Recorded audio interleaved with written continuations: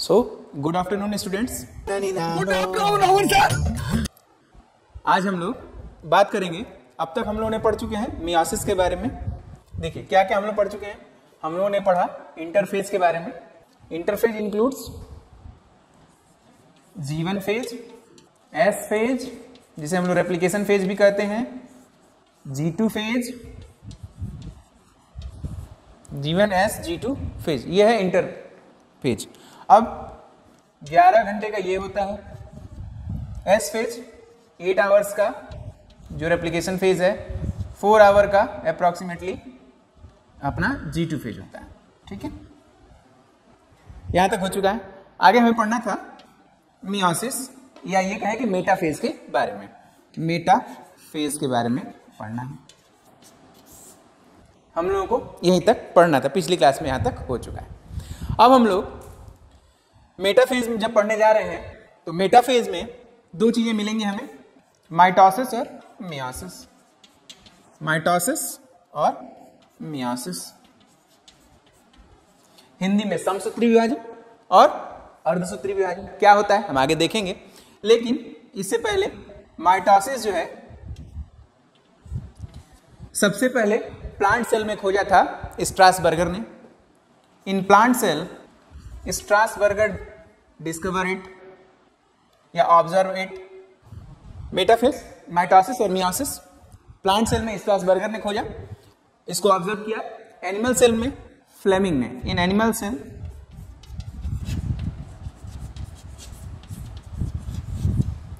Fleming observed it. Mitosis जो term है, ये टर्म भी फ्लेमिंग के द्वारा ही दिया गया है। कौन सा टर्म? माइटोसिस। ठीक है, बात करेंगे मियोसिस के बारे में। मियोसिस को 1877 में अगस्त वीजमान ने थियोरेटिकली प्रूव किया। अगस्त वीजमान और एडवर्ड बेनेडेन दो दोस्त थे। अगस्त वीजमान और एडवर्ड बेनेडेन दो दोस्त थे। एक दिन आराम से लोग बैठे हुए थे। अगस्त वीजमान ने कहा कि यार, अगर सभी ऑर्गेनिज्म डिप्लॉयड हैं हम लोग, तो जो हमसे गैमीट बन रहा है वह भी डिप्लॉयड हो जाए अगर, तो दो डिप्लॉयड गैमीट आपस में फ्यूज करेंगे। यहां ध्यान दीजिए, अगर मेल से 2n आया, फीमेल से 2n आया, ये आपस में फ्यूज करें तो ये टेट्राप्लॉयड बन जाएगा। टेट्राप्लॉयड बन जाएगा ना, जो जाइगोट बनेगा वो टेट्राप्लॉयड बन जाएगा। ऐसा होता नहीं है, जो प्रोजनी है वो प्रोजनी भी डिप्लॉयड ही होती है। फिर उन्होंने इस बात को थियोरेटिकली अपने दोस्त बेनेडेन से कहा कि मेरे दोस्त, ऐसा हो सकता है कि जब मेल में गैमीट बन रहा हो तो उसमें रिडक्शन डिवीजन हो जाए। मेल में गैमीट बन रहा हो तो उसमें रिडक्शन डिवीजन हो जाए। क्या मतलब? सपोज करिए अगर मेल में नॉर्मली 2n है, तो जब गैमीट बनेगा तो रिडक्शन डिवीजन के द्वारा n होगा। यही बात फीमेल के लिए भी लागू होगी। फीमेल में नॉर्मली 2n है, डिप्लॉयड है, तो जब गैमीट बनेगा तो क्या हो जाएगा? जब गैमीट बनेगा तो फिर से हैप्लॉयड हो जाएगा रिडक्शन डिवीजन के द्वारा। और अब ये आपस में फ्यूज करेंगे तो एक डिप्लॉयड ऑर्गेनिज्म। तो इसको थियोरेटिकली किसने प्रूव किया? Theoretically meiosis was proved by August Weismann in 1887। 1887 August Weismann ने 1887 में थियोरेटिकली प्रूव किया। August Weismann 1887 proof theoretically. ठीक है, इसके बाद इन्होंने, इनके दोस्त थे 1887 में ही उन्होंने उसको एक्सपेरिमेंटली प्रूव कर दिया। बेनेडेन बेंटन से आप याद कर सकते हैं बेनेडेन ने प्रूफ कर दिया, इसे एक्सपेरिमेंटली प्रूफ कर दिया सेम ईयर में ही। क्या हुआ था अपना मेटाफेज में दो पार्ट होंगे, माइटोसिस और मियोसिस। माइटोसिस सबसे पहले प्लांट सेल में स्ट्रासबर्गर ने ऑब्जर्व किया, फिर एनिमल सेल में ऑब्जर्व किया फ्लेमिंग ने। माइटोसिस टर्म जो दिया गया है वो फ्लेमिंग के द्वारा ही दिया गया है। मियोसिस अगस्त वीजमान ने थियोरेटिकली 1887 में अपने दोस्त को बताया कि कैसे डिप्लॉयड ऑर्गेनिज्म बनते हैं। अब बात करते हैं बेनेडेन ने उसको एक्सपेरिमेंटली प्रूफ कर दिया। किस ईयर में? 1887 में ही। 1887 7 में। यहां तक हो गया बच्चों। अब हम एक एक करके माइटोसिस और मियोसिस के बारे में पढ़ेंगे, कैसे ये प्रक्रियाएं होती हैं। माइटोसिस का मतलब समसूत्री विभाजन। क्या होगा? देखिए, माइटोसिस को डिफरेंट स्टेप्स में डिवाइड किया गया है। जो पहला होगा प्रोफेज, दूसरा मेटाफेज, तीसरा एनाफेज और चौथा टीलोफेज। प्रोफेज, मेटाफेज, एनाफेज और टीलोफेज में डिवाइड किया गया है। प्रोफेज, अब स्ट्रक्चर ध्यान दीजिए। सपोज करिए ये G1 में था। G1 फेज में 2 क्रोमोसोम थे। S में क्या होगा? रेप्लिकेशन। S में क्या होगा? रेप्लिकेशन। रेप्लिकेशन होंगे तो क्या होगा? बाइवैलेंट्स का फॉर्मेशन हो जाएगा इस तरह से। जो बीच में डॉट है वो सेंट्रोमियर। मैं सिर्फ न्यूक्लियस बता रहा हूं, आगे चल के पूरा सेल भी बताऊंगा, फिर ये न्यूक्लियस का, ये न्यूक्लियर मेम्ब्रेन होगी। यहां मैं लिखते चल रहा हूं nuclear membrane. G2 desired materials बनेंगे, ये डिसाइड हो जाएगा कि सेल डिवाइड करेगी ही। अब आई बात एम फेज की। हम लोग बात भी किसकी कर रहे हैं? एम फेज, यानी कि 2 पार्ट में। एम फेज जो 1 आवर की होगी, 1 आवर की होगी, ठीक है। एम फेज जो कि 1 आवर का होगा, और माइटोसिस के केस में 4 स्टेजेस में बटेगा, प्रोफेज, मेटाफेज, एनाफेज और टीलोफेज में, ठीक है। देखते हैं, हम एक को लेकर चल रहे हैं। अब मैं इस न्यूक्लियस को सेल के अंदर डाल के जो फिगर बना रहा हूं वो देखिए। सपोज करिए ये सेल वॉल, सेल वॉल के अंदर न्यूक्लियस, न्यूक्लियस में अपने 2 क्रोमोसोम्स। अब ये रैंडमली बिखरे हुए हैं, किसमें? न्यूक्लियोप्लाज्म में रैंडमली बिखरे हुए हैं। शुरुआत हो रही है एम फेज की। एम फेज में कौन सा? Prophase first. जब प्रोफेज फर्स्ट होता है बच्चों, प्रोफेज फर्स्ट के दौरान न्यूक्लियोप्लाज्म जो है माइटोसिस के केस में न्यूक्लियर मेम्ब्रेन जो होती है डिसइंटीग्रेट होना शुरू हो जाती है, ठीक है। न्यूक्लियर मेम्ब्रेन क्या होगी? डिसइंटीग्रेट होना शुरू हो जाएगी। मैं यहां प्रोफेज लिख दे रहा हूं। प्रोफेज जो न्यूक्लियर मेम्ब्रेन है, अब वो डॉट डॉट हो गई, it means start degenerating. Nuclear membrane degenerated. अक्सर कॉम्पिटिटिव एग्जाम में पूछेगा कि न्यूक्लियर मेम्ब्रेन का डिजेनरेशन किस स्टेज में शुरू हो जाता है। तो एक अगर ऑप्शन दिया हो एम फेज, तो उसमें एम फेज में भी अगर चारों ऑप्शन दे दिया हो, प्रोफेज, मेटाफेज, एनाफेज और टीलोफेज, तो आप लोग कहेंगे कि प्रोफेज में डिसइंटीग्रेट होना शुरू हो जाता है, ठीक है। अब अपने बिखरे हुए हैं अभी भी। मेटाफेज, मेटाफेज में जो क्रोमोसोम्स हैं वह मेटाफेसिक लाइन या मीडियन लाइन पर अरेंज हो जाते हैं। मेटाफेज, मेटाफेज में क्या होगा? मेटाफेज में न्यूक्लियर मेम्ब्रेन हट चुकी है। अब जो अपना न्यूक्लियन या न्यूक्लियर मटेरियल है वह साइटोप्लाज्म के अंदर आ गया है, साइटोप्लाज्म के अंदर आ गया है। अपने क्रोमोसोम्स जो हैं वो मेटाफेसिक लाइन पर अरेंज हो गए हैं, मेटाफेसिक लाइन या मीडियन लाइन पर अरेंज हो गए हैं।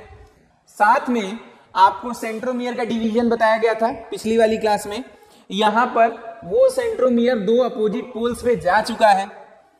सपोज करिए एक यहां पर सेंट्रोमियर है, एक यहां पर सेंट्रोमियर है। याद आ रहा है? बैरल शेप्ड बताया गया था डिवीजन, एल शेप में होते हैं दोनों का डिवीजन, बताया गया है पिछली वाली क्लास में, वीडियो में देख लीजिएगा।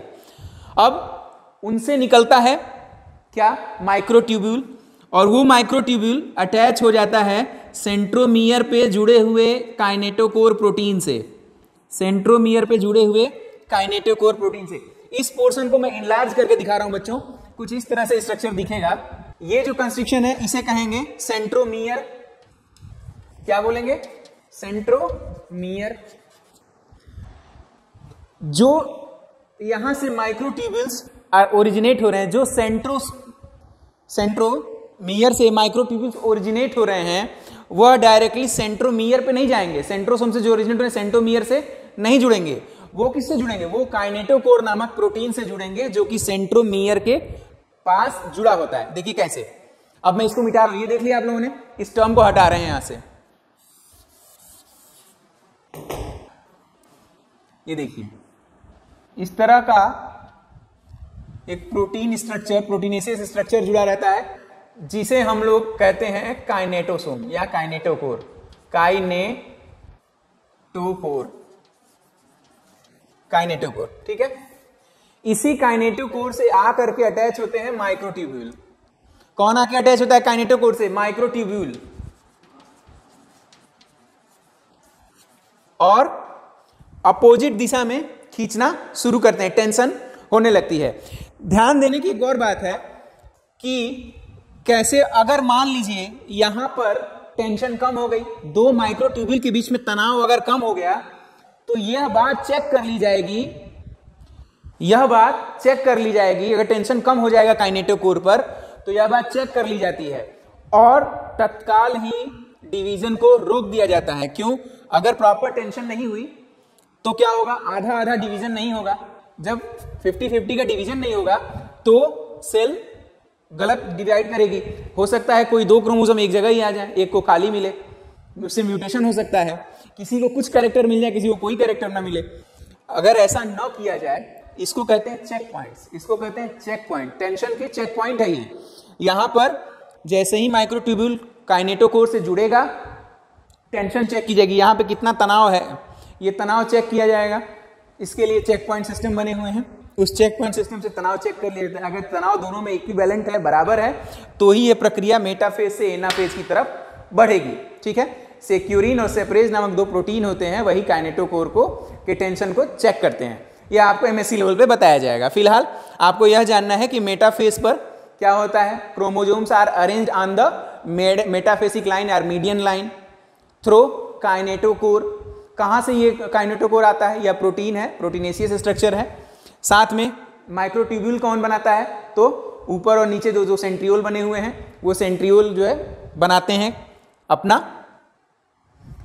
माइक्रोट्यूब्यूल, जिसकी वजह से वो अपोजिट पोल की तरफ खींचा चला जाता है। हो गया मेटाफेज। अब हो गया एनाफेज। एनाफेज में चलते हैं, मेटाफेज के बाद एनाफेज। एनाफेज में क्या होगा? मूवमेंट शुरू हो जाएगा टुवर्ड्स दी अपोजिट पोल्स। आधा हिस्सा ऊपर की तरफ, आधा हिस्सा दूसरे पोल की तरफ, ठीक है।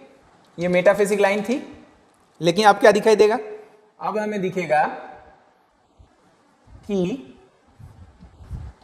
क्रोमोसोम्स के आधे हिस्से अपोजिट पोल्स की तरफ माइग्रेट करना शुरू कर लिए हैं with the help of microtubules form by centromere,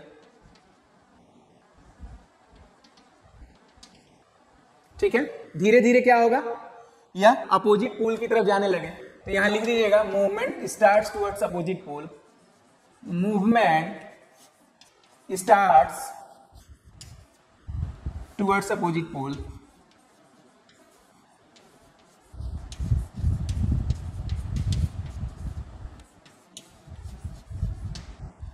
telophase में दोनों क्रोमोसोम के हिस्से अपने अपने पोल्स पे पहुंच चुके हैं। साथ में क्या होगा? टीलोफेज में अपोजिट पोल्स पे क्रोमोसोम्स पहुंच चुके हैं तथा इनके साथ जो बनने वाला न्यूक्लियर मेम्ब्रेन है वह बन चुका है, ठीक है। न्यूक्लियर मेम्ब्रेन फॉर्म, ठीक है, अपोजिट पोल्स पे पहुंच चुके हैं। यहां पे एक चीज आप लोगों को बतानी है, जब मूवमेंट होता है क्रोमोसोम का टुवर्ड्स अपोजिट पोल तो डिफरेंट तरह के स्ट्रक्चर्स बनते हैं। कैसे? यहां देखिए, सेंट्रोमियर की प्रेजेंस के आधार पर, कौन सी जगह पे सेंट्रोमियर है उस आधार पर डिफरेंट तरह के स्ट्रक्चर्स दिखाई देते हैं। जैसे सपोज करिए ये क्रोमोसोम था, इसका जो सेंट्रोमियर है एकदम मीडियम में है, इसे कहेंगे मेटासेंट्रिक। क्या बोलेंगे? Metacentric centromere. थोड़ा सा ऊपर हो जाए, मीडियन लाइन से थोड़ा सा ऊपर, पूरा ऊपर भी नहीं, थोड़ा सा ऊपर हो जाए, इस तरह का स्ट्रक्चर दिखाई दे बच्चों, ये स्ट्रक्चर यहां पे चला जाए, थोड़ा सा ऊपर हो जाए, इसको कहेंगे सब मेटासेंट्रिक। सब मेटासेंट्रिक, इसे मिटा रहे हैं बच्चों, सब मेटासेंट्रिक। इसी को लोग शॉर्ट में कहते हैं एल शेप्ड। क्यों? क्योंकि वो यहां से मुड़ जाएगा तो एल शेप भी बनाया जा सकता है। दिखा दे रहे हैं आपको बना के एल शेप्ड। सपोज करिए बच्चों ये थोड़ा छोटा हो जाएगा और ये बड़ा सा, एल शेप्ड हो गया ना, ये एल शेप क्रोमोसोम हो गया। इसको सब मेटासेंट्रिक क्रोमोसोम को एल शेप्ड क्रोमोसोम भी कहते हैं, ठीक है। सब मेटासेंट्रिक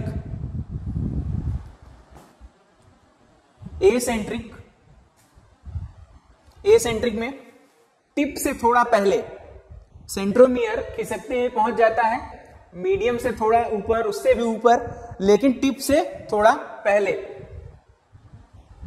कुछ इस तरह का स्ट्रक्चर दिखेगा। अगर इस तरह का स्ट्रक्चर दिखने लगे, जे शेप्ड स्ट्रक्चर, इसे कहेंगे एसेंट्रिक सेंट्रोमियर।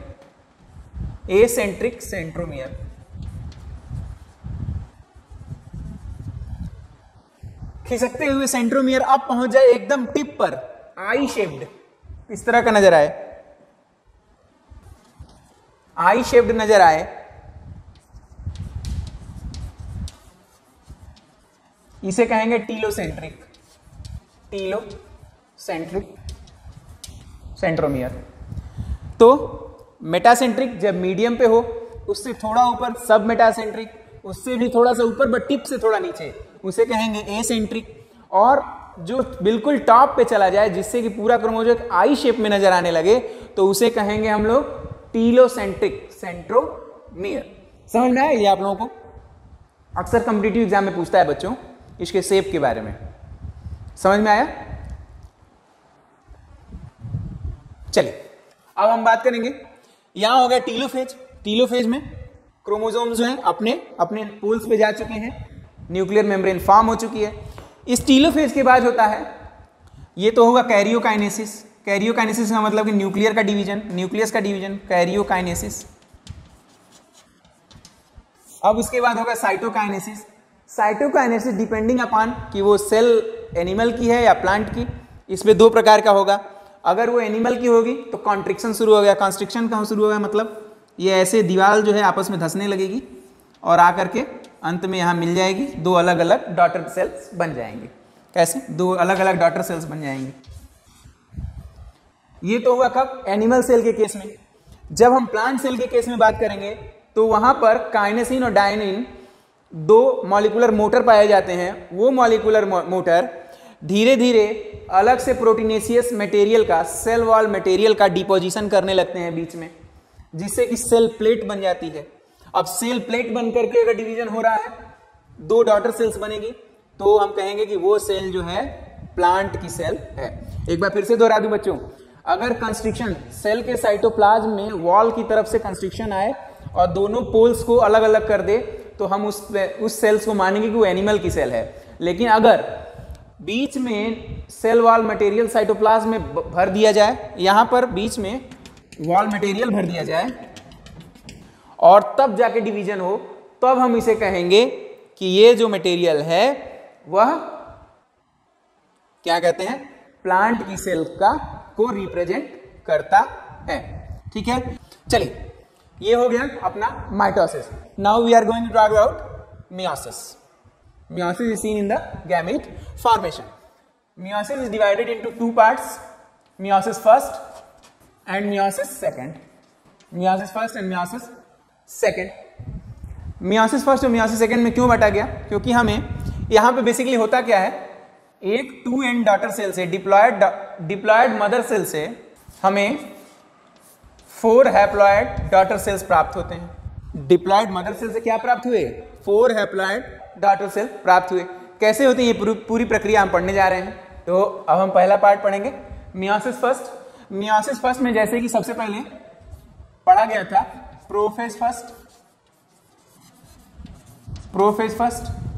यहां पर प्रोफेज फर्स्ट को भी डिवाइड किया गया है, लेकिन सबसे पहले हम इसको लिखते चले जाएं, prophase, metaphase first, anaphase first और टीलोफेज फर्स्ट। ठीक है, 4 पार्ट में डिवाइड किया गया मियोसिस फर्स्ट को, prophase first, metaphase first, telophase first, anaphase first और टीलोफेज फर्स्ट। ठीक है, अब प्रोफेज फर्स्ट को भी 4 भागों में बांटा गया है: leptotene, B zygotene, pachytene, diplotene, इसी में लैम्ब्रूस क्रोमोसोम मिलते हैं बच्चों, डिप्लोटीन और डाइकाइनेसिस। 5 भाग। ध्यान से देखिए, meiosis first, first of all meiosis is divided into 2 parts, meiosis first and meiosis second. Meiosis first is divided, we are going to talk meiosis second later on, but first we are going to talk about meiosis first. which includes 4 stages: prophase first, metaphase first, anaphase first and telophase first. The prophase first is further divided into 5 segments: leptotene, zygotene, pachytene, diplotene and diakinesis. अब देखते हैं इन प्रक्रियाओं में क्या होता है। सबसे पहले बात करेंगे लेप्टोटीन के बारे में। लेप्टोटीन स्टूडेंट्स, जो सबसे पहले क्रोमोसोम होता है, ये पूरी सेल बना दी गई, सेल के अंदर न्यूक्लियस, सेल के अंदर न्यूक्लियस। अब जो क्रोमोसोम है शुरुआत में न्यूक्लियर मेम्ब्रेन से जुड़ा रहता है, शुरुआत में न्यूक्लियर मेम्ब्रेन से जुड़ा रहता है। ये कुछ इस तरह का स्ट्रक्चर दिखेगा बच्चों। यहां ये न्यूक्लियर मेम्ब्रेन से जो जुड़ा हुआ हिस्सा है बच्चों, उसे कहेंगे membrane attachment region, MAR, membrane attachment में region, MAR।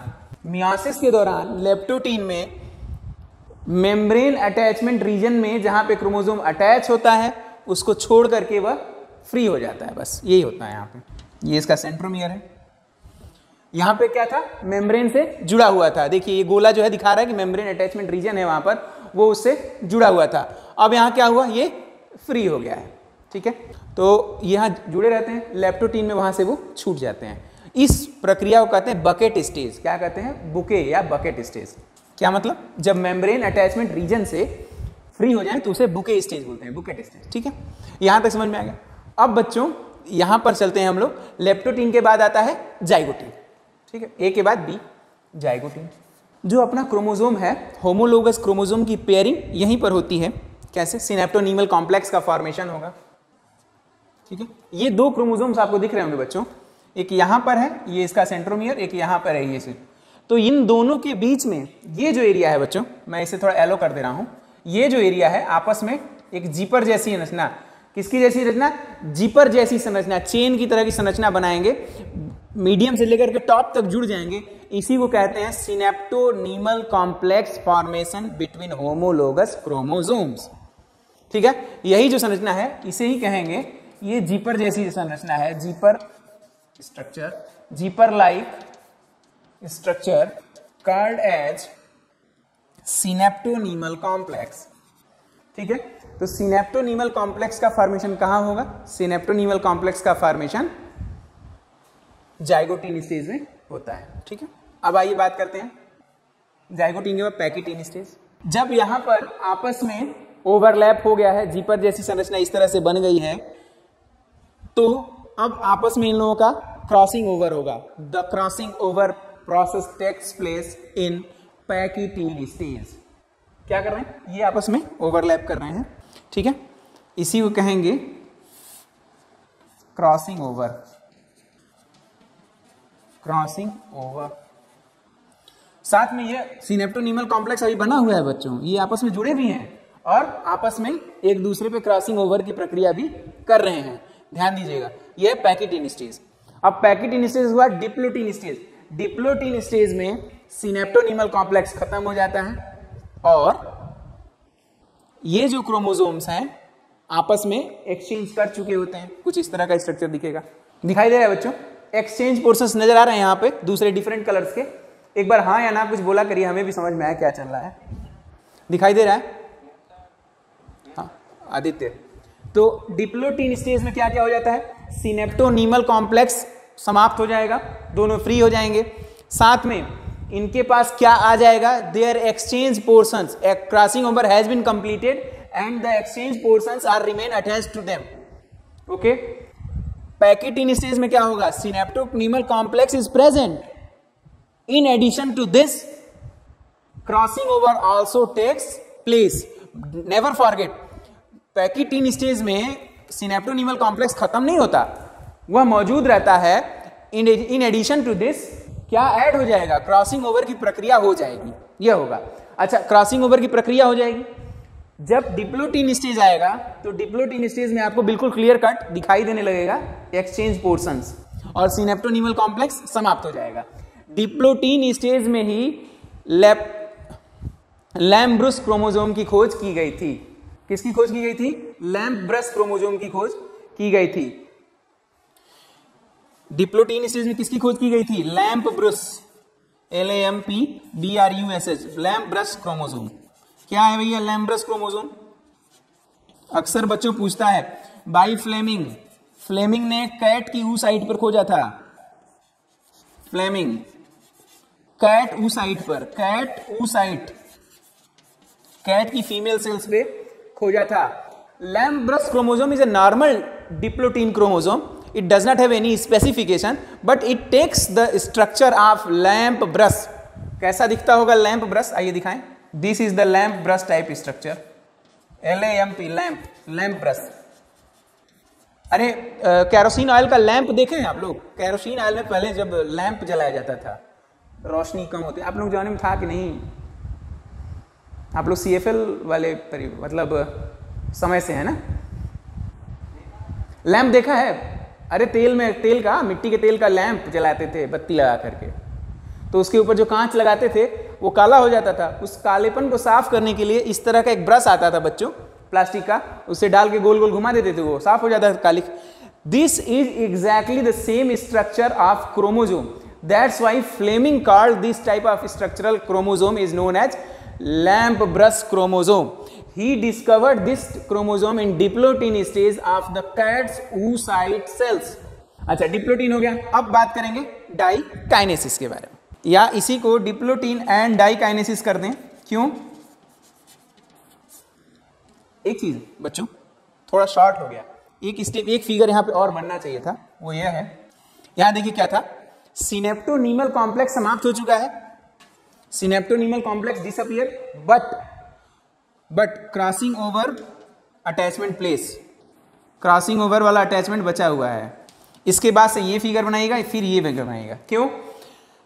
The diplotene stage clearly indicates that diplotene stage में सिनेप्टोनीमल कॉम्प्लेक्स समाप्त हो जाता है, पर क्रॉसिंग ओवर वाला जगह पे अटैचमेंट बना रहता है, ये वाला।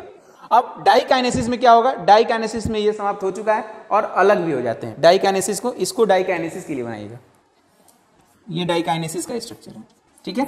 ये है डिप्लोटीन, हो गया है। अब अगले चले, मेटाफेज 1, एनाफेज 1 और टीलोफेज के। क्वेश्चन पूछता है CSIR में, कई बार प्रश्न पूछा हुआ है कि डिप्लोटीन स्टेज में कौन सा क्रोमोसोम खोजा गया था। बच्चों बहुत इंपॉर्टेंट है, ध्यान दीजिएगा।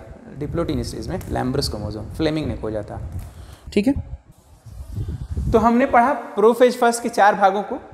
कौन कौन से? प्रोफेज फर्स्ट के 4 भाग हैं, बताइए। लेप्टोटीन, जाइगोटीन, पैकिटीन, डिप्लोटीन और डाइकाइनेसिस, 5 भाग टोटल। इन 5 भागों पर लिया। मियोसिस में प्रोफेज फर्स्ट के दौरान न्यूक्लियर मेम्ब्रेन जो है डिसअपियर होना शुरू हो जाता था माइटोसिस में, जबकि मियोसिस के दौरान ऐसा नहीं होता है, ठीक। प्रोफेज फर्स्ट के बाद मेटाफेज फर्स्ट, वही। अब जो क्रोमोसोम जिनके पास एक क्रॉसिंग ओवर के दौरान जो एक्सचेंज किया गया हिस्सा भी है, अब वह मेटाफेज 1 में मेटाफेसिक प्लेट पर अरेंज हो जाएंगे। आइए देखते हैं, दिखाई दे रहा है? ये हिस्सा एक्सचेंज वाला है, ये हिस्सा क्रॉसिंग ओवर से आ गया, ये और ये क्रॉसिंग ओवर से आ गया, ठीक है। और ये कहां अरेंज हो गए हैं? मेटाफेसिक प्लेट पर, ठीक। अब सेम एज इनके ऊपर ये न्यूक्लियर, इनके ऊपर इनकी सेल वॉल है। क्यों? क्योंकि यहां पर डिसअपियर नहीं हुआ है न्यूक्लियर मेम्ब्रेन। मूवमेंट शुरू हो जाएगा, मेटाफेज पे अरेंज हो गए। अब मूवमेंट शुरू होगा तो कहां चले जाएंगे? ये एनाफेज में। किसमें चले जाएंगे? Anaphase first, anaphase first. Actually students, अगर हम ध्यान दें तो माइटोसिस में 1 time of replication and division 1 time होता है। यहां देखिए, माइटोसिस में 1 टाइम रेप्लिकेशन एंड 1 टाइम या सेग्रीगेशन, डिवीजन कह लीजिए। चलिए, thank you, thanks for joining. अपना कीमती वक्त देने के लिए आप सभी का धन्यवाद।